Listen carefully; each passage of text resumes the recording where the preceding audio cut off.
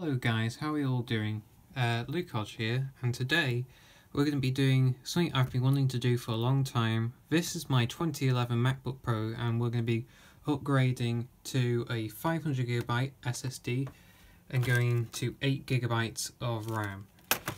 So basically, the story is behind these. It's very easy to upgrade. They're very similar to...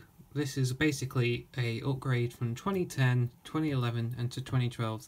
They're all pretty much the same. They've got the same layout. They've still got the same, as they're called, unibody MacBook Pros. They've all the same body from, I believe, 2010 to 2012. Sorry, that was just a quick one, remembrance. So the specs follow in this current state of this machine. It's got a 500GB hard drive, standard hard drive, not an SSD, and 4 gigs of RAM. And the reason why these upgrades is very important to these machines, well, if you're running the latest high CIO that this machine can officially run, then people will know the performance is very, it's okay, but it's very slow, it's very crashy, and because of the higher, specifications or running times, it definitely slows this old machine down. And the best way to at least bring the performance to steadiness, and if not a little better, is especially more than anything going to an SSD and maxing out to the RAM of it. Depending, can be expensive, but though I bought this off eBay, it was brand new, bidded on it, and I only bought this for a surprising just under 35 quid. For in my eyes, it's not that bad, as this is 2 sticks of 4GB, so it's a total of 8GB of RAM. That Apple officially says you can max this machine out. People have put 16GB into these, but though, as come, that is already quite expensive, and this is 2018 for this machine now, and that's basically what it is. So basically, let's have a standard Samsung SSD, the best you can buy and the best that I know it works with machines, and we've got Crucial, I think that's how you say it anyway, 4 gigs of RAM. That's 2 sticks of 4 gigs, that is 8 gigs. But anyway, I'll stop nattering and we'll get in with the upgrade process. Then. So we're going to start off with the SSD. So basically, if there's 2 options you've got to installing or transferring your macOS or your current operating system to your new SSD or hard drive, basically an SSD though, you've got 2 options. You do a fresh install, the online Apple recovery, or you go boot up your Mac, basically bring around one of these USB adapters that basically makes it into a USB hard drive, and you transfer and you copy over your macOS to the basically a copy of your macOS on your hard drive that's in your current computer as it works to your SSD, and then you switch out and put it in. Or you do a new recovery that I'll be doing, but I'm not going to film it because it's pretty much the same process that Mac. As soon as they brought it out, you can find a video on that. This is just an installation, how it's going to go. So I'm going to get macOS transferred and do what I need to on this hard drive first, and then I'll come back and then I'll show you how to install. But you don't need to do anything with the RAM, you just pop it in, but you could do this now. But I'm just going to get the SSD installed with me macOS first, and then we'll do all the installation there and there when we've got the machine cracked open. Okay then, so just behind, let's say I've got a little bit distracted before I was cutting my nails and things, but that doesn't mean anything to this. So, but the Mac, the SSD has now got macOS on it. I haven't set it up or anything because on the USB drive, the USB 2.0, it would just be horrendous trying to get through that. But didn't take too long. Online recovery is the same, but now we're gonna open this up. So you're gonna need a certain amount of tools. You're gonna mostly need a mini. I'm trying to say it myself. A mini crosshead screwdriver. I'm trying to even point at the camera because it's so small I can't even see it on the screen being behind, by the side of it. As a very fine point to get the very small screws here, and you want to make sure you keep these in order as well before I continue, because some of them are long, and if you get them in the wrong space you could damage your Mac, and if it goes through one sort of fine, you could damage your board and whatever.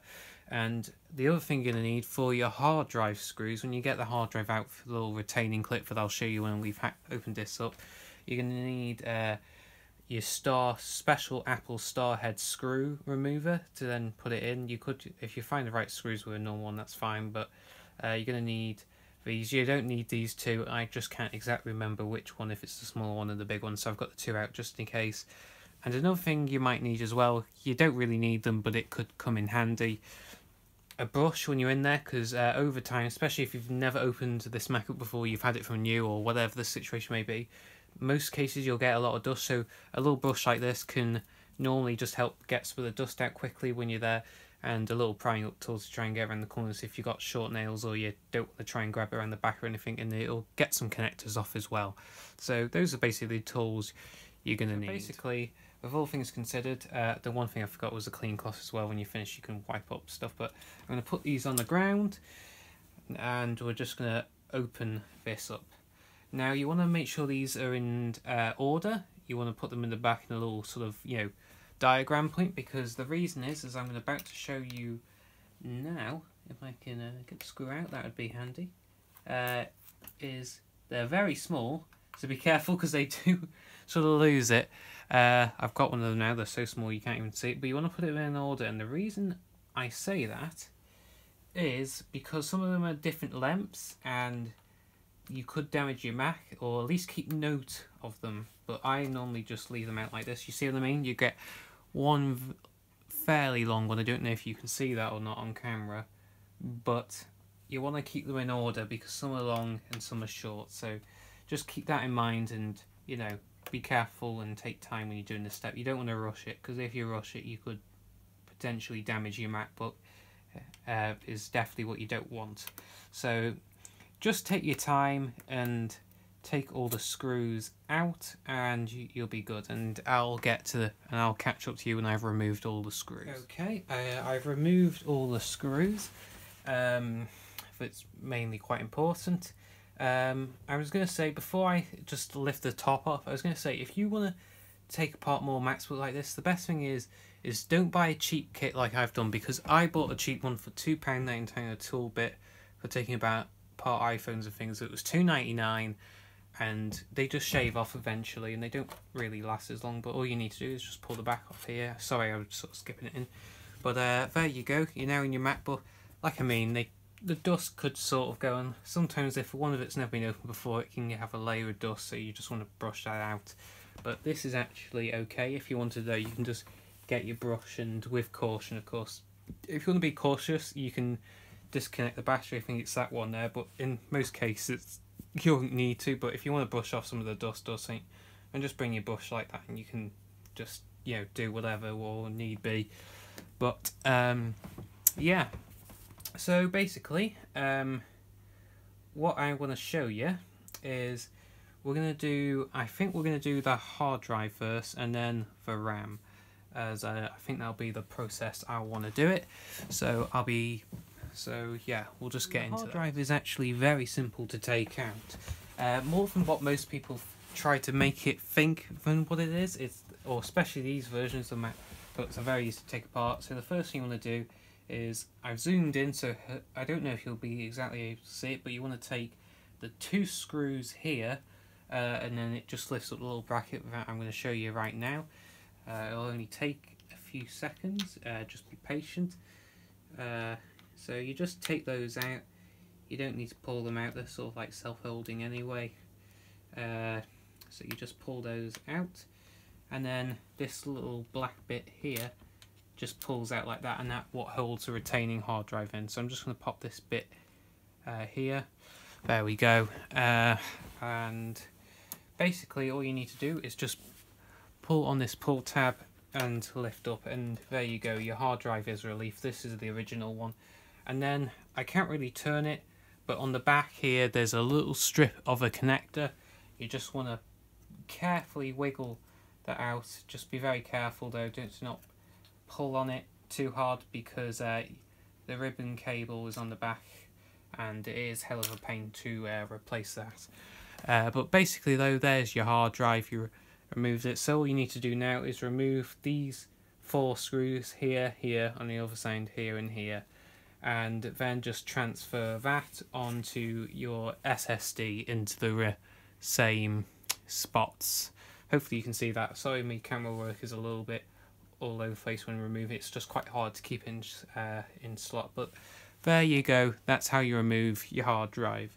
So all you need to do is do these 4 screws, and I'll get back to you when I've transferred them.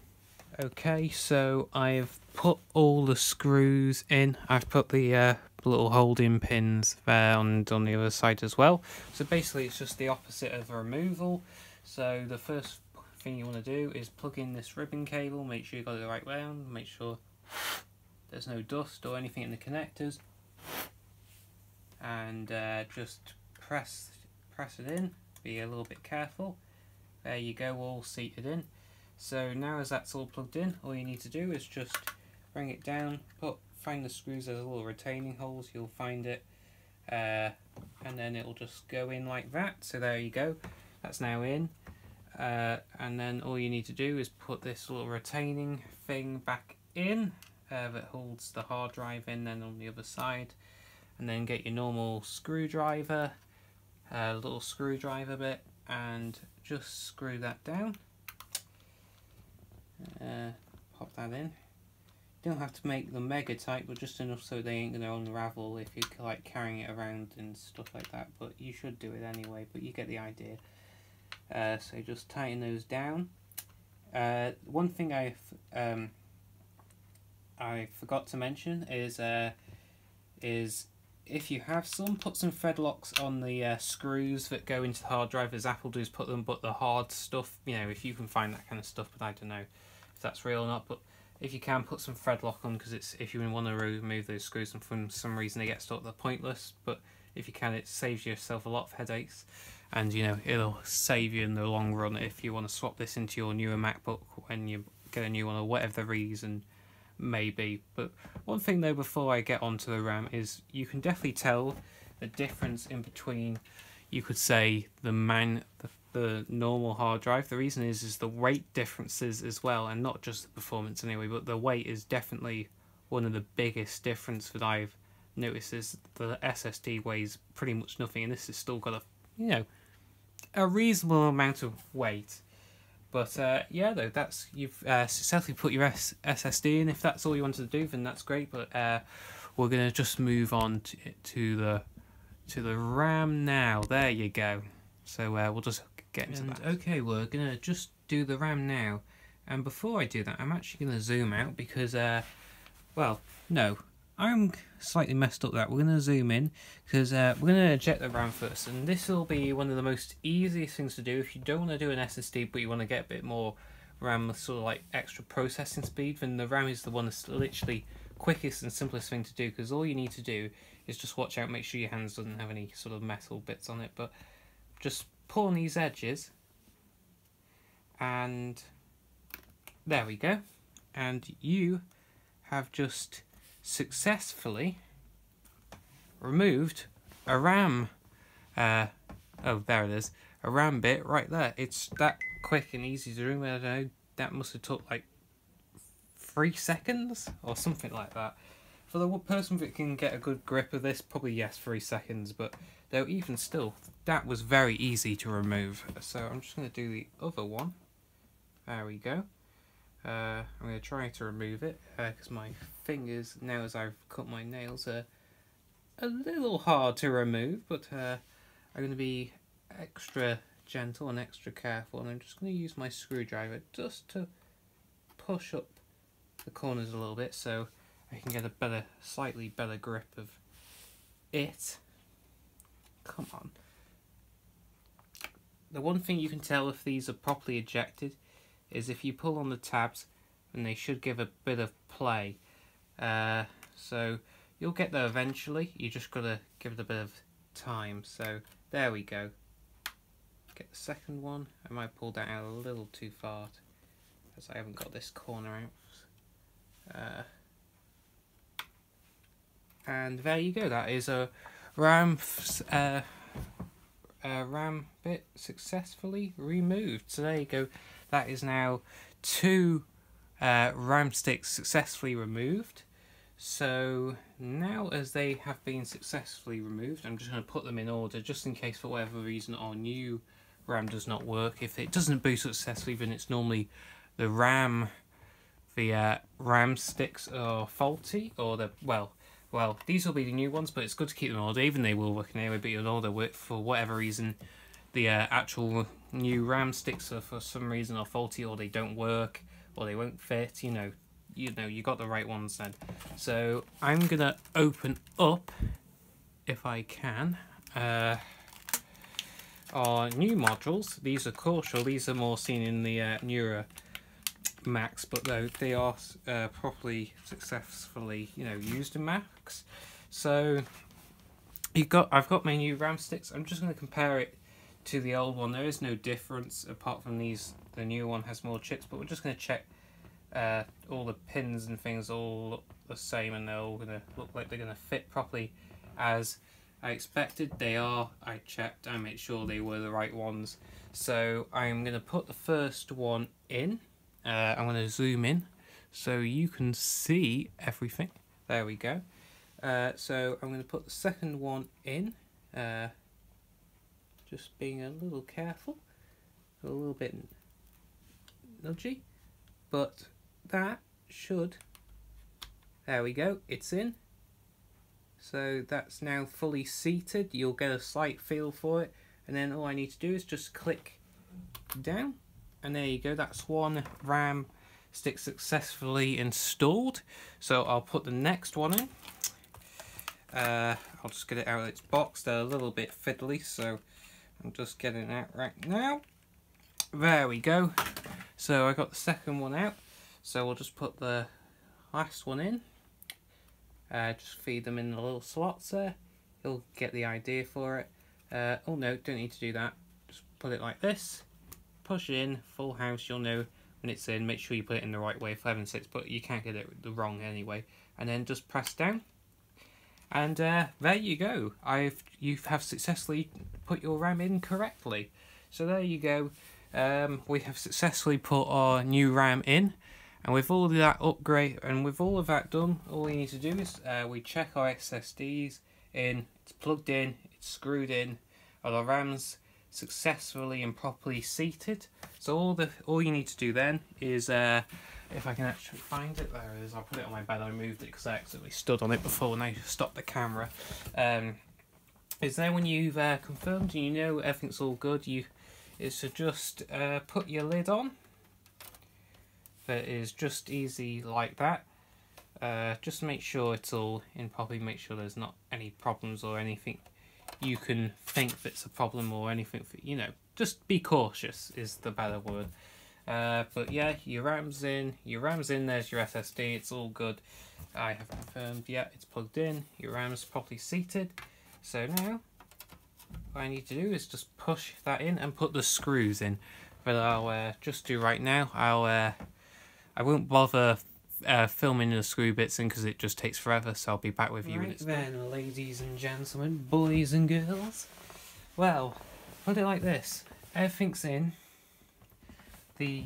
By just pressing the battery indicator, the computer's got power. I haven't turned it actually physically on yet, but I've just cleaned everything. I've got some glasses wipes. That is potentially what I use to clean Macs and devices, screens and everything, as this was pretty dusty, just to, bring some of the little dust and marks off.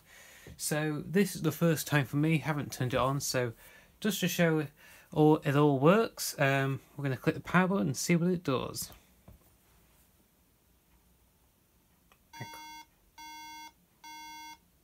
That's normal. That's to tell the RAM has been accepted, or should be.